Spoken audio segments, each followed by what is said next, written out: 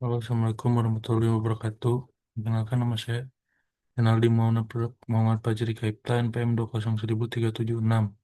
Saya akan menjelaskan perbandingan sistem persidangan pada Common Law System dan sistem persidangan di Indonesia.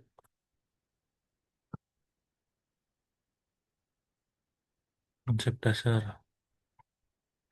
Dalam pembahasan mengenai sistem hukum, Common Law Sistem Anglo-Saxon dan Civil Law Sistem Eropa Kontinental menjadi dua sistem yang digunakan pada hasil persidangan berbagai negara. Common law bertumpu pada jurisprudensi atau judgment law sebagai sumber hukum utama, sementara legislasi berfungsi sebagai pelengkapnya.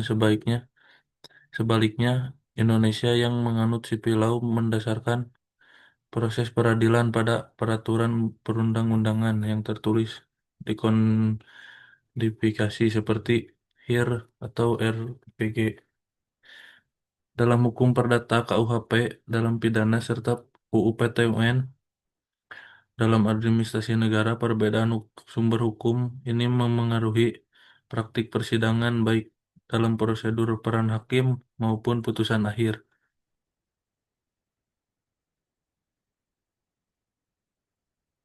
Ciri-ciri ciri persidangan common law system. Persidangan dalam common law system bercorak adversarial, baik di ranah pidana perdata maupun administrasi. Hakim bertindak pasif sebagai wasit, sementara pihak-pihak yang berperkara baik jaksa dengan terdakwa maupun penggugat dengan tergugat mengarahkannya ke jalannya sidang. Putusan sering bergantung pada argumentasi dan bukti yang dipresentasikan dengan preseden sebagai acuan utama. Dalam perkara perdata, hakim juri hanya menilai bukti yang diajukan tanpa menggali fakta luar persidangan. Dalam sistem persidangan common law, bukti hanya sah apabila diperoleh dan diuji di ruang sidang. Dengan penerapan exclusionary rule yang menolak pengguna bukti dapat secara melawan hukum, sehingga fairness dan hak asasi tetap terlindungi. Mekanisme eksamination dan cross examination terlindungi.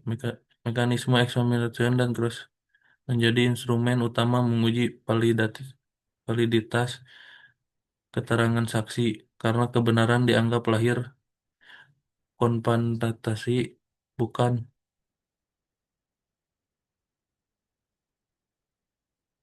terbuka antara pihak. Selain itu dikenal prinsip bifurcation, yakni pemisah antara tahap pembuktian kesalahan trial dan tahap penjatuhan pidana. Guna mencegah bias dan menjaga objektif putusan, sebaliknya dan sistem Indonesia bercorak inkuisitorial, bukti diatur limitatif dalam KUHP. Peran hakim dominan dalam pemeriksaan saksi tanpa mekanisme silang sekuat common law, dan proses pembuktian serta pemidanaan dilaksanakan dalam satu rangkaian sidang sehingga lebih efisien meski berpotensi mengurangi jaminan fairness prosedural.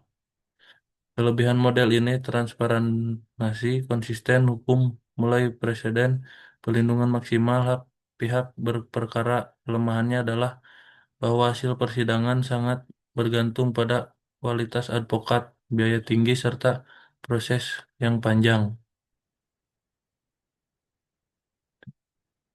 Ciri-ciri persidangan di Indonesia. Indonesia secara dominan menerapkan civil law sistem bercorak likuresterial.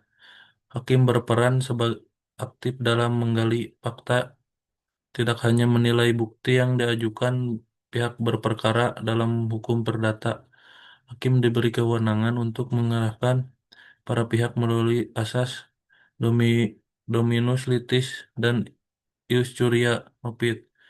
Hakim dianggap mengetahui hukum. Dalam hukum pidana, Hakim aktif mencari kebenaran material berdasarkan KUHP. Sementara itu, dalam PT UN, hakim berperan aktif menilai sah atau tidaknya keputusan administrasi negara. Kelebihan sistem adalah efisiensi kepastian hukum melalui kodifikasi hakim yang kuat.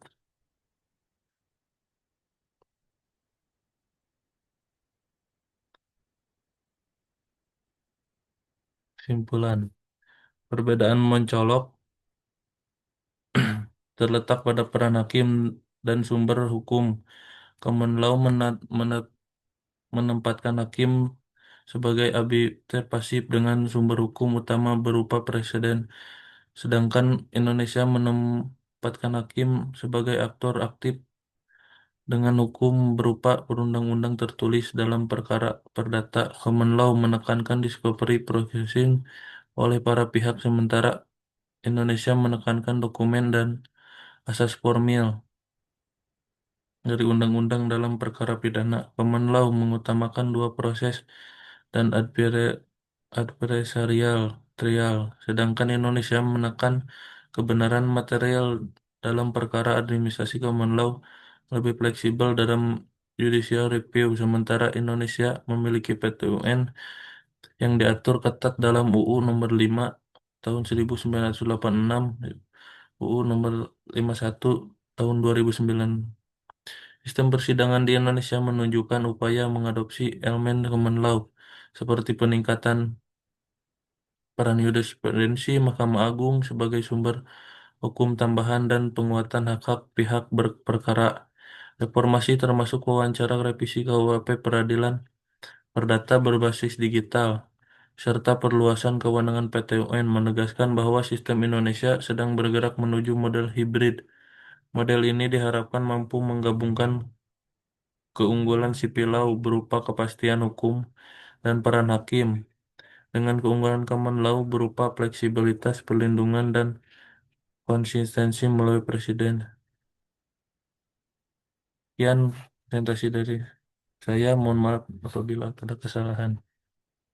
Assalamualaikum warahmatullahi wabarakatuh.